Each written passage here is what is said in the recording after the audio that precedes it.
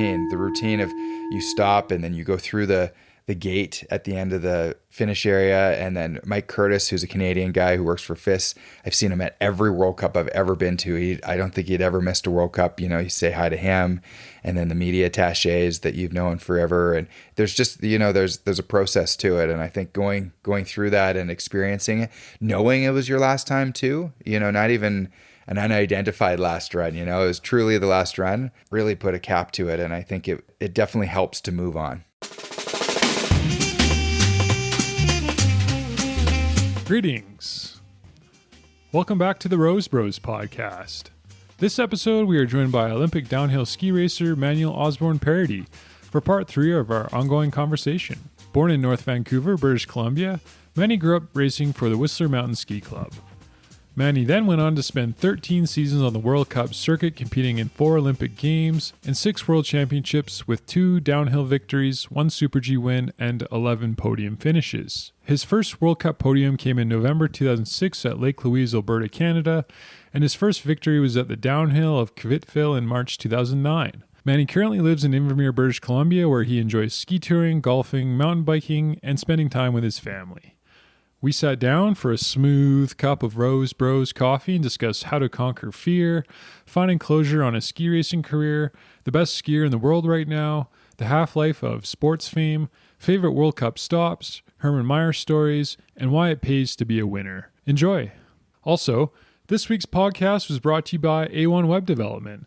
Looking for a new website or e-commerce storefront? Hoping to launch your creative endeavor? A1 can help launch your business online through Amazon, Shopify, Walmart, or eBay to access millions of new customers. Check out a1dev.ca today for more details on how you can grow your business. I think he's back doing it. Yeah. I think he tried to not do it and then... Well, why don't we start? Okay. What are you up to these days? What am I up to?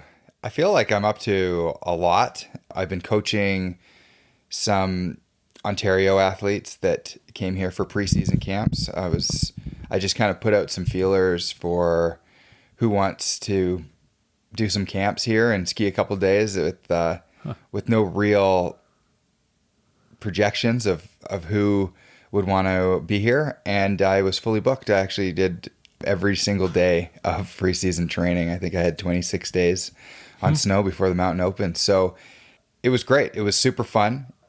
I love hanging out with athletes that aren't doing it for the money yet, and it's not a job, and they're just simply trying to get better. And, I think coming from the World Cup, there's a lot of eye-opening experiences that I can share with them, and also just the technical and tactical advances that we've learned on the World Cup compared to, maybe the general teaching throughout Canada. It's just, nothing's new, but, it's progressed at the World Cup, with what the equipment's doing and how we work that equipment and how we, complement that with our skill sets and maybe our technical base and such. So I think I kind of opened some eyes to these kids today. This is why we're doing things, and working a lot more on why. So that's kind of what I've been up to as of late. You're doing some work with Head Canada too? Yeah. Oh yeah. I guess, if we want to list them all off, there's a lot of fires burning right now. Got to pay the bills. Yeah. So I also approached Head Canada to start an online retail store for them, which is headracingcanada.com. And it's been great. Head Canada has been super supportive, and also Head Europe has been really supportive as well. I mean, they could have kiboshed it right away, and I think they decided to kind of see this, as a template to see if how the online world works, because they're not doing it in any other countries right now. It's really a brick and mortar retail business model. And I think for the most part, that really does work. But for the race skier, the margins are so low for both Head and the stores, because, racers need to buy multiple pairs of skis, sometimes throughout the season. And so everybody's trying to make it as economical as possible. And it's really hard. And so as I was ideating this idea, I mean, I had approached a lot of brick and mortar stores, and most of them are saying like, well, we don't want to carry race. We're so happy to do service. Service is awesome because, tuning skis and everything, that's where we make our money. And we're already employing these people and everything. But, to work with a family on trying to figure out what ski boots and what skis to get them, and then the ordering process, and then covering the transport fees and all of that stuff, a store might make $30-$40. They could make $100, but it really depends on the orders, but it's really not worth their time and effort. So I was thinking, okay, well, how can I cover this pain point of the retailers, but also cover the pain point of the consumer, where they're not able to even, if they want racing gear, they have to either travel to the city to a bigger store, or they have to go into the store and then work with them on ordering the equipment. So I thought, okay, let's put this out online, and we'll give the best racer discount I can do. So there's no 20% across the board, which it's hard for retailers as they carry multiple brands to give the lowest bottom price on each brand, because each one varies. You might have one brand that offers 15% on that ski, and then another one that offers 25%. So they say, okay, well, let's go, with 15% racer discount or whatever they say. And I said, okay, well, I'm just going to go the lowest possible price on every ski that Head will give me. And man, it's been great. I mean, it's been unfortunate with the supply chain issues this year that I haven't had a ton of inventory. But within the first month of my store being open, I mean, we sold out of the rest of Head's supply. I think it took on a new beast, and lots of orders from the Maritimes, lots of orders from the prairies, northern BC, places where they really couldn't get race skis at all. Even in Ontario on the escarpment, last minute speed skis and whatnot. So that's been a really fun business to start, and see, who knows where it takes it. Do you have to buy the equipment and inventory ahead of time, or do they just drop ship it to you? Yeah, so that was one of the other pain point, is that when you're filling out the Excel form, online at the store or whatever, you don't know what's in stock and what isn't, and and it's very hard to know when things will arrive. Yeah. So that was why my one big need was that I needed to back end my store with their inventory at Head Canada. So unless the supplies are coming in within the next 2 months, I just won't sell you the equipment. So what's in and what isn't. And generally, we were a little backed up during the holiday season, but generally it's out of the warehouse within 5 days, and then it's within 5 days to your house. So, so you don't have big inventory and cash flow problems. No, nothing like that. So it's a tight run company, and I mean, essentially I'm a broker, and I just trying to get the lowest price skis, to the families as quick as possible, and then let the retailers service them. And I think that's hopefully that aligns with their goals. I mean, I'm sure there'll be some friction, at some points, and some growing pains and everything. But a couple of the retailers in BC that I've worked with already for mounting bindings and stuff are really enjoying this business model already.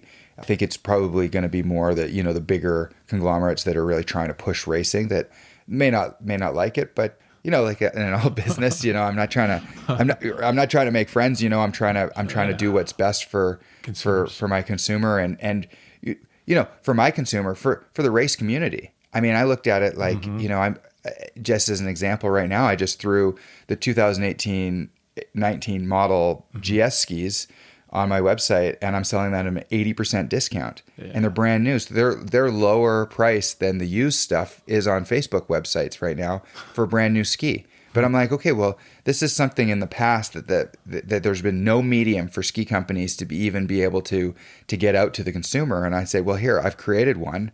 Why don't I sell? I'm selling brand new, skis, race skis that are only 2 years old, for $250, right? Like I think it's great. It helps Head Canada take more risk in their ordering power and whatnot, just to be able to say, hey, listen, I can also liquidate your older assets, and there's a market out there. I mean, I skied on used skis my whole career until I had a serviceman pretty much skiing on Europa Cup, right? So I think it's been fun. It's been fun, and it's been really nice to give deals to kids and give away some product and everything. A good trustworthy source too. You're dealing with someone who actually knows the product. Yeah, I know the product at a high end side. I mean, there was a learning curve to learning what U12s are skiing on, you know, and okay, well, what's the best for U16, and figuring out that, maybe they don't want a pin binding, they want a binding that, screws or whatever. So, there were definitely some moments, but again, when you're helping out so much, I mean, BC Alpine, reaching out to their coaches and asking, I was reaching out to clubs, the coaches have all the knowledge, right? I mean, that's my first, what I say is, so many people are worried about buying online, and it's like, well, I don't need to sell you, and neither does the store. You should go to your coach and ask them exactly what you need. And then it's very easy. It's an easy transaction. Yes. The coach and you are 100% sure of what you need. And, it's super simple. It should be at your house in no time. And that I think the next step is just to progress through the provinces. And I mean, yes. I am Canada wide, but I've been kind of more focusing on BC, and yeah. Yeah, I've always thought there was like niche for high end gear, somewhere trustworthy to go, kind of like Lou's. Mm-hmm. Lou Rosenfeld. Yep. Just like that, where it's high trust. You're getting. So it sounds like that's what you're doing. Well, and totally, and I wish Lou the best as hopefully he does for me. Like, he's got the Calgary market. I don't need to sell to Calgary, right? Yeah. He does service too, right? Which is great, yes. And I'm happy. I'm pumped if my people go to him for service. Yes. But I also just when I saw a couple of retailers that have needed more information. I'm like, but you have a region. Yes. This is borderless to the Canadian border, right? So just product. It's just product, yep. But it's also okay. But what happens to the kids in Fernie and Kimberley and Whitewater, mm-hmm. or northern Quebec or northern BC or Alberta, 100 Mile House? These guys can't get the product. Yeah, exactly. Right. So there's a whole other market out there. Yep. And, maybe, and I'm giving the best discounts. So that's also, that's also something that could pique somebody's interest. You did your last run at Lake Louise about, what was it, 3 weeks ago now? I guess so, 3 weeks, yeah. How's that? It was really fun. It started off when I retired. I phoned Marcus Waldner, the head of FIS, for our circuit. And I said, hey, listen, like, do you think I would be able to do my last run in Lake Louise, like whenever that is? Because obviously, COVID's locked down and all of this. And he said, man, I think that's such a great idea. I mean, you've won the race. It was my first podium in Canada. They don't necessarily want to be giving all the athletes their farewell runs and opening that Pandora's box. But he said, that you've checked so many big monumental experiences off at Lake Louise, and it's our home opener. I think it would be really great if you did that. And to have his blessing was huge. And so, fast forward another almost 2 years, it seemed like the retirement that never ended, because here I am, I'm still retiring, quote unquote. But I thought my son never got to be at a ski race. So I thought that was going to be really important. And it definitely was. He got to be at a ski race, which forever he'll say, oh, did I ever get to go, or did I see you? And he did. Was I wearing a skin tight suit? No, absolutely not. But that's more important for me and for a story and for the aura of it all. I mean, Sloan, my oldest daughter, she was in Aspen when I came fourth, and she was only a couple months old, and she doesn't remember, and it really means nothing to her either. So, that's more for me. And that's what I thought was important to it.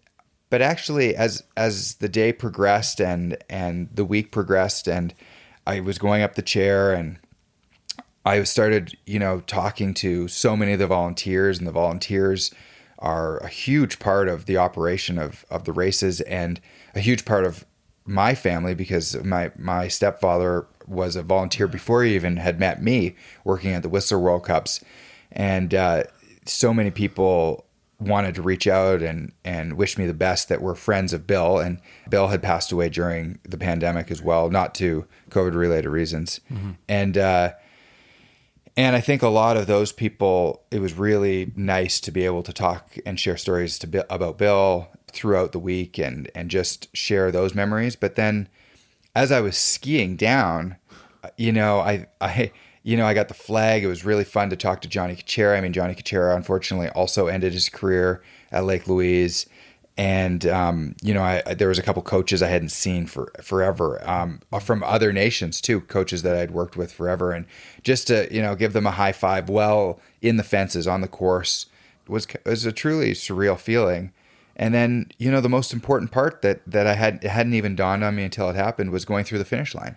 Mm-hmm. I had ended my career being airlifted from a helicopter and not being able to hear the fans, mm-hmm. wave to my family, mm-hmm. all of that. And I think going through the finish and actually sending off a career with on a high emotion of positivity for sure. And, waving at my friends and family, lots of my friends came out, and being able to enjoy it with drinks. And, Lake Louise, there's not a ton of fans. So it's great. It's intimate. You're not in Europe. You're inundated with fans and autographs and everything. And you probably wouldn't enjoy the moment as much, where here it was just my friends.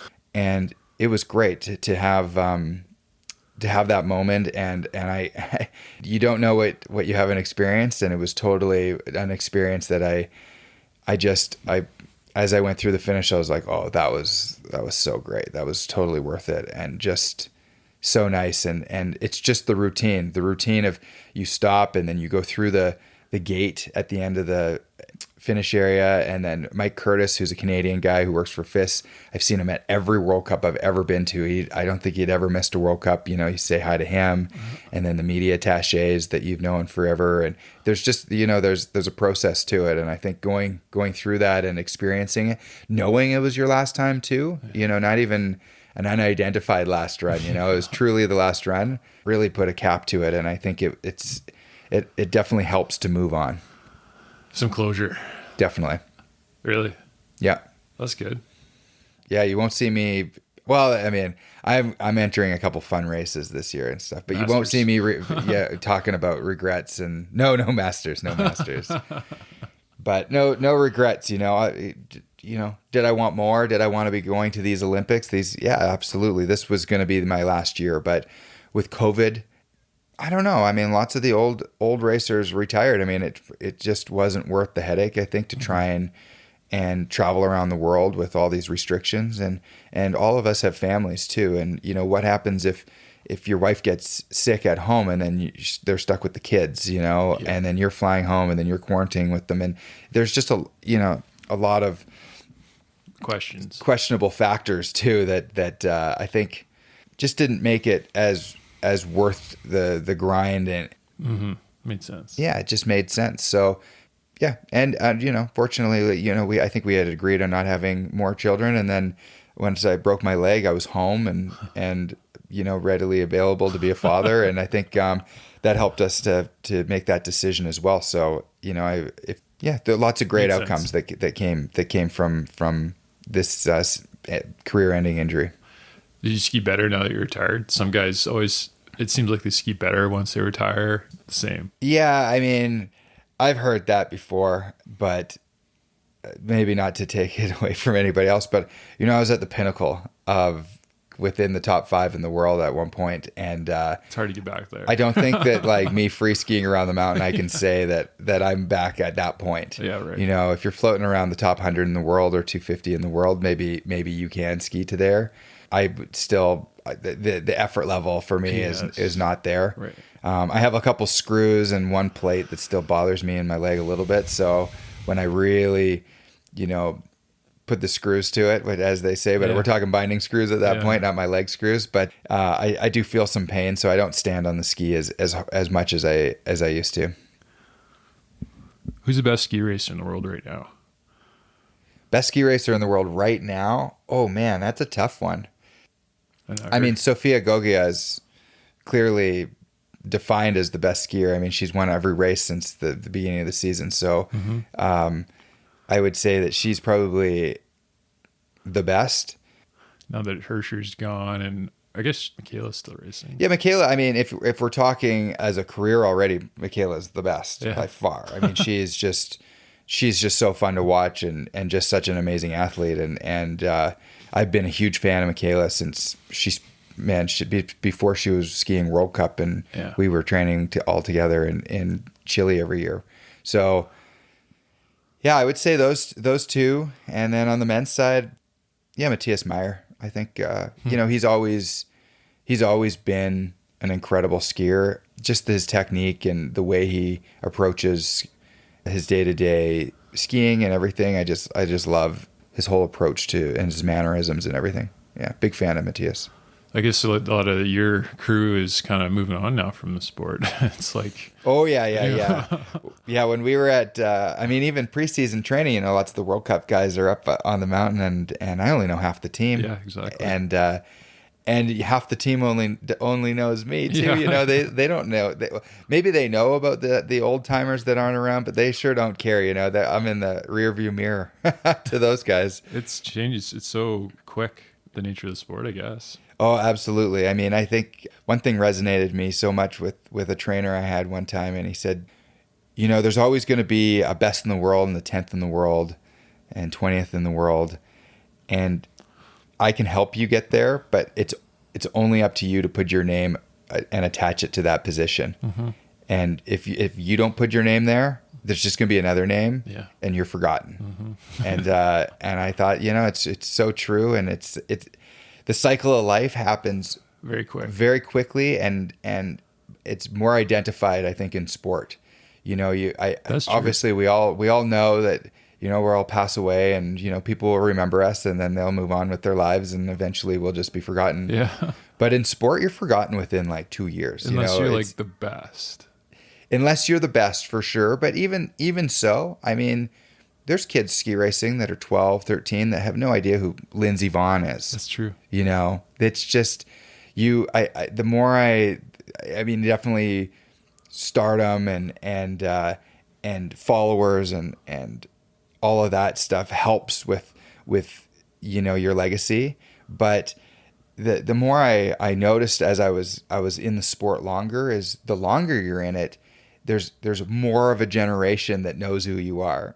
Yeah. That's just by association. Just by association, yes. Like I had 20-year career, so that's 2 decades of people that, if they followed skiing, know who I am. Yeah. And if I was around for 1 decade, it's just half of those people, right? And that's really all it is. And proud to be a part of it. And but absolutely, people you're forgotten with very quickly. Bittersweet. That's okay. You're not. You never started the sport, I think, to be recognized. Yeah. It's nice to be recognized for your accolades and what you tried. But when you're in the start gate and you're pushing down the hill, you're definitely not worried about what people will think of you. Yeah. When this is all over, you're in the moment, and you're just trying to be the best amongst the guys that you're able to ski with. I remember coaching a few years ago, and the kids didn't even really know who Hermann Maier was. And like for me growing up, that was like the guy. It's so true. And I mean, I remember that with my coaches. They say this and this, and man, I was so bad. I never even followed ski racing. Yeah. I mean, my first couple World Cups. I'm talking to Jeff Hume, and I'm like, who's that guy? And he's like, man, that guy's ranked 3rd in the world. And I'm like, I wasn't racing against him last week, so I had no idea, man. Like I didn't care. And even when I was racing, I feel like lots of people, they say, oh, do you know the so-and-so? And you're like, yeah, totally. But, I've got my friends, and those guys are important. And, Matthias Meyer is a friend of mine, and Michaela Schifrin and I have had lots of great evenings. I don't know Sofia Goggia at all. So she's on my list because she's a clear outlier as one of the best. But, I also trend towards the athletes that I like the most and that are that I'm friends with. So I think that's and I think that goes the same with fans. People want to feel that they know you, and they want to feel a connection. And the more they can feel that, then, the more the more people will associate with you and remember you. Besides yourself, who's an athlete that really connected with fans the most? Do you remember anyone in particular? I thought DAKOSH did a really good job. Really? He connected with the Swiss people. I mean, it's so easy. Switzerland's so small. I thought he was a man of the people. He always just chatted with everybody. And, even like Wengen after his win one time, I just saw him. He was, sitting on a porch having a beer on his way back to, with some fans, and like just totally easygoing, always easygoing. And I really liked the way he held himself amongst the fans, because, especially, Switzerland, they can be crazy. So, he would have to pick his battles of who he wanted to hang out with, and where he wanted to situate himself within the chaos. But he did a really good job. I remember it was like that when I was racing briefly in Europe. Everyone seemed to cheer for Bodie, like everybody. Yeah. Yeah, Bodie was the wild man for a long time. And I think America, it's just like the Canadians. I mean, we're very fortunate. We have a huge fan base because we can have fans from Austria and Germany and Italy, everywhere, right, where they kind of segregate to their countries when they're cheering for their own. But the North Americans, Norwegians, Axel as well, these guys just love cheering for the best and cheering for,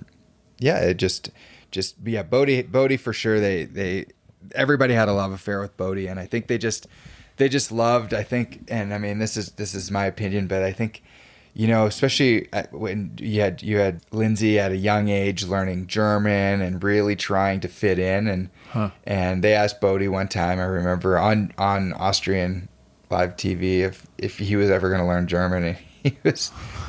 I forget. It was a pretty rude answer, but it was like, no pretty much. Like, what's the point? You guys all speak English, but I think, people loved it. People loved it, and I thought it was great. And you know what? We've talked about it before. Is that I'm a huge Bodie fan, and I think he's so intelligent. His EQ and his IQ are pretty high up there, and I think he doesn't portray it all the time, but he is so smart, and he knows exactly what he's doing, and he knows what bears he's poking.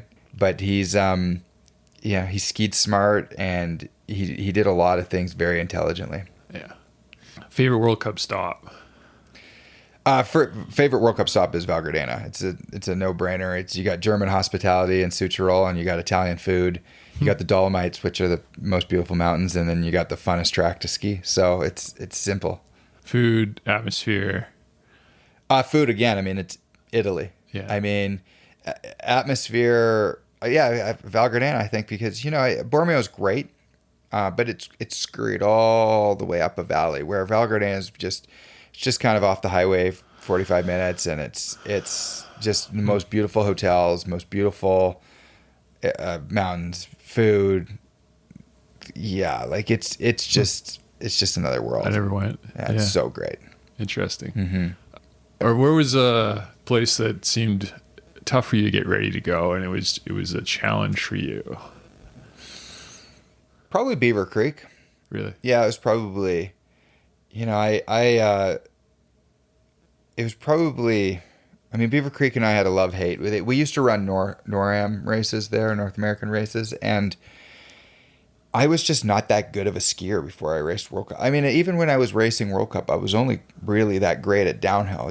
Technically, I was just a crappy skier, and that's all relative. Yeah, but it took me a long time to work on my technical skills. I raced a couple World Cup GSs. I never made the top 30, but I think I was 34th in my best GS. So I got up there technically, but like when I started, it was just piss and vinegar that got me down, and I think that's even more so in the NORAM. So I hit every fence on that downhill course.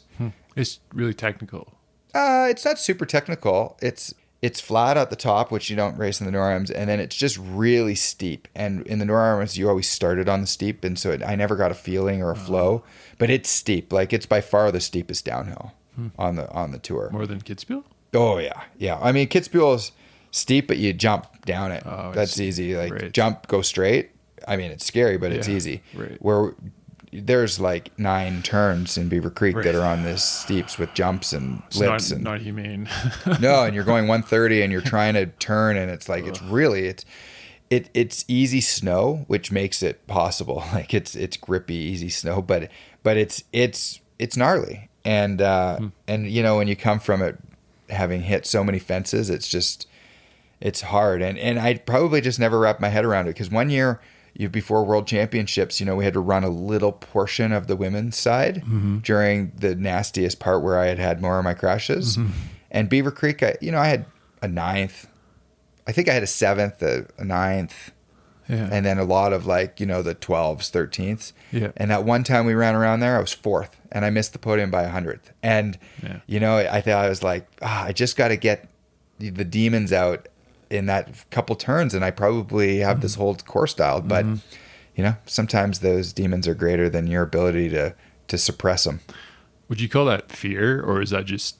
What is that? Yeah, that's fear. That's fear? just straight up fear. Absolutely. I remember I got scared racing downhill. Yeah. Well, everybody's scared. Yeah. Absolutely. But it's an art to suppress those fears, or tell yourself otherwise, or to just do it anyways. That's separator. That's definitely a line drawer. I was 18. I was scared of the downhill. I was at the Whistler. This probably isn't a sport for me. Yeah, it definitely happens. But I was terrified of speed. I mean, I remember doing a Europa Cup one time and just thinking, this is terrifying. Like, why would anybody do this? I was just starting to do speed, and and then I don't know what happened. I mean, I just got comfortable pretty quickly. Speed was never really my issue. Like, aerials and stuff going upside down, I'm not that's really not where my strengths lied, and speed was fine, and then you get comfortable with it, and that's the training. That's why you train 200 days a year on snow to become proficient and efficient and build confidence. Was coming back from a big crash a big setback on that confidence? Yeah, always coming back from crashes, it's tough. It's if you're not injured, the best thing to do is literally go skiing for the rest of the day, just get back on the horse. And I remember we were we were skiing in Portillo one time when I was young. I was 22 or something. And I forget the guy's name, Austrian. We were training with the Austrian World Cup team, and he was one of the best guys at the time. He was just a bit below Herman. I forget. Eberharder? No, it wasn't Eberharder. Anyways, it was one of those guys, and he just leaned in on the bottom of the pitch in Portillo. It's pretty nasty. You're going 125 or 130, and you're you literally, there's a 5-person high-speed pommel lift that you wait, and then you have kind of wait for a racer to go. And he crashed right in front of us, and he blew his leg open, and their bone was sticking out, and he was out of his downhill suit, and it was man, he was only 30 feet from us, right? He had crashed all the way right beside us, and we were all sitting there oh my God, we were all young, and it was terrible to watch, and he was screaming for help, and so they didn't run the lift because the lifty went up, and everybody was waiting for him, and our doctor ended up helping, because anyways, it was just it's chaos, and they got him out of there, and so we were obviously sat around for an hour and watched this, and I remember our coach just getting a little rattled. He got so mad at us but we were always why is he so mad at us? And later, upon reflection, we were he just got us so rattled at him that we had forgotten about really the athlete, right? That's good coaching. Yeah, he was he just ripped into us, and we were what's he so mad? He's you guys just sat around, we could have been skiing, and we're what are you talking about? I guess we probably could have. We could have just gone skiing, right? But there was an accident. Everybody watches, right? And he was we're going to ski the rest of the day. And we ended up doing 6 more runs on that downhill track. And, it was one of the best lessons. And I think it's, you see these nasty crashes happen, but, they happen because of complacency most of the time. Most happens because you're tired, and then there's a lapse in judgment or some complacency. And we were hyper-focused for the rest of the day, and nobody got hurt, and the course was just fine, and we kept skiing that course for a couple more days, and Yeah, and I think that was always the injuries happen or the crashes happen, and maybe in Beaver Creek too. You know, I was just too young and like I was just not educated enough to take the proper risk, and where, you know, I was just ADHD kicking in and just complacent. And as I got older, I matured and was able to hyper focus a lot more. Speaking of Portillo, I saw a spider there once when we were there, like this big, like the size of a plate. Yeah. I've never seen that. I never saw one in Portillo. If I did, I would have been not pumped, but I did see some down in Ushuaia one time. And when they would, these little huts that the servicemen were in, they would light fires to keep all the skis warm and stuff. And they were never inside, which was nice, but I'm sure there was inside. But on the outside of the building, as the chimney would get warm, they would all come out and sit on the chimney. The spiders? Yeah, and they would like blacken the chimney on the outside. And it was, I couldn't believe how big they were. They were like the size of a plate. Yeah. Yeah. Like big guys. I know. Creepy. That's a weird memory I have of that place. I'm glad I didn't see one in Portillo, but oh yeah, they're around for sure. Do you have a favorite Hermann Maier story? I've got lots of Hermann Maier stories, absolutely. But I think I was nervous in a race one time, and he was starting behind me, and he was trying to figure out who I was, because we had not met each other at the time yet, and gotten to know each other. And I was just a young guy, and it was a combined race, and so we were starting close to each other, and he was looking, he said, Osborne. He's looking around, and I was like, oh, here I am. And I was like, you know, just super jazzed that Hermann Maier is starting behind me. And I was in the start gate, and I was really nervous, and I was just trying to break the ice. I was nervous for the race, not that Herman was starting behind me. And I looked behind and I said, Herman, hey, Herman. And he was like totally getting into it. And I totally snapped him out of his zone. And Herman, if you're going to pass, just yell, and I'll move to the right. Or I think I said, or left, or whatever. And my serviceman, who we had just met too, I think this was only my second World Cup race. Yeah. And, he was Austrian and totally like a Hermann Maier fan too. I mean, he grew up idolizing this guy, and he was like, what the heck is my athlete? He's talking to him in the start. Like, oh my God, it was so funny. We got down to the bottom, and Herman and I had a chuckle about it. And clearly he could care less about the combined too. He's using it for a training run. Same as I. We're starting way in the back of the race. Like, it was just an exercise, you know? But I was like, oh, thanks so much. I was so nervous, and I just needed to break the ice. But also, I wanted to talk to you. I didn't know what to say. That's awesome. It sounds like you did. You connected. Yeah, we did. And I always take the full amount of time in inspection, and so does he. So him and I got to know each other a lot in inspection, because you got to wait around at the top, and just, there's a lot of downtime when you take that much time. What's the best advice you ever got racing in your career? Well, a lot of guys gave me good advice. I mean, I think, for fun advice, I mean, Darren Ralves once told me, I was racing World Cup for a couple races, and then I think I had done 3 or 4 or 5, and then I went to a Europa Cup in between World Cups and raced, and it was just crappy. Like, it was crappy weather. There was man-sized holes, ruts, and I was starting so far back because I wasn't on that tour, so I had to start after all the top 30 tour guys. And I left being like, what the heck was that? Like, that was the worst. And I remember talking to Darren in inspection at the next World Cup, and he's like, hey, how was your week off? And I was like, oh, I didn't have a week off. We went to a Europa Cup, and God, that was terrible. Yeah. And he's like, well, I guess you know what tour you want to stay on, huh? And I was like, yeah. And he's like, this one pays better too. And I was like, oh yeah. And he said, well, just make sure you stay here. He said, I don't go to those Europa Cups because I'm fast on this tour. And I was like, oh yeah, cha-ching, I'm going to get fast on this tour. And I was fast in some races. And I had probably only done 5 World Cups, but I remember thinking, I got to be fast at all of these. Yes. Because I don't want to go back to Europa Cup. And I actually, I think I only ever went back to 1 after that. I think I only raced 3 or 4 Europa Cups ever in my career. So I totally skipped that part of the pipeline, which was great. Good one to skip. I mean, you can get stuck on that tour for for a long time and never really get your breakout chance. Hard on the confidence. Yeah. Yeah. Oh yeah. All that stuff. And just, it's a grind. Yeah. It's a grind there. Right. You go to a lot of, actually, I don't know what we do on that tour, for sure. To be honest. I only know stories from other guys and they're all just happy to be off it. Yes. So I think they were probably all doomsday stories, but, yeah, who knows that, I'm glad that I don't know much about it. I just have a long standing World Cup career, which is great. Pays to be a winner. Pays to be good anyways. I was never, I was a winner, but I wasn't a consistent winner. And it definitely pays to be a consistent winner, which was the goal. But just like we were talking before, no regrets. I tried my best with what I had. I don't know if I asked you this before. What's the worst advice you ever got? Man.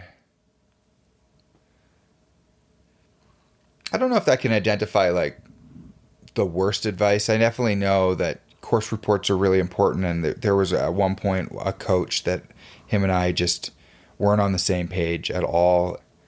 I skied out in 5 straight Super Gs, and they were all in his section, and they were all, line changes that he made in the course report or something. And I remember just having such a battle with that because, you're trying to listen to all the other coaches, and he would change things, and it was just all over the map.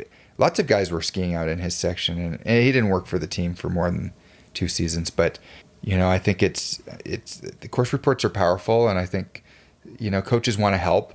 But we worked on this a lot in the later years of my career. But, course reports aren't there for new information. They're only there to relay that the information that you've already previously talked about is correct. So high quality. And if it's not correct, it's still not worth changing. It's and like, what are you going to say? Yes. So I think, a lot of coaches get nervous and want to say stuff, but add in their value. Add in their last minute stuff. But it's actually come to most of our attention as we've practiced that the coaches that have long course reports that want to change things and everything actually hold a lot less confidence in your ability. That's so true. And if coaches just say, you know what you're doing, and then they get off the radio, at the start that coach is really confident in what you're going to do, and it builds confidence within yourself. So as much as they want to help, it's actually detrimental. What are you reading these days? Oh, I'm in full-time business school, so I'm reading I'm reading some global economics book right now about world trade and free trade and policies around the world. And let me tell you, I hope I never have to read this book again. Not exactly a sci-fi thriller. It's not exactly a thriller at all, but yeah, it's a necessary evil. And I think, it's just a class that I'm in right now that I'm not totally, is with as much travel as I've done, I'm not totally enthusiastic about this class, but all in all, it's been really great. And I'm also taking a managerial accounting course, so I'm reading those textbooks as well. So a lot of fun reading these days. Stuff, but you know what? That's why ski coaching for the last month has been really nice to get me outside and get me away from my desk. That's awesome. Thank you. Yeah, my man. Totally fun. Thank you. Appreciate your time. Hey, thanks for listening, everyone. Hopefully you enjoyed the episode. If you liked what you heard, check out rosebros.ca, where we will have upcoming shows. Until next time, happy coffee drinking.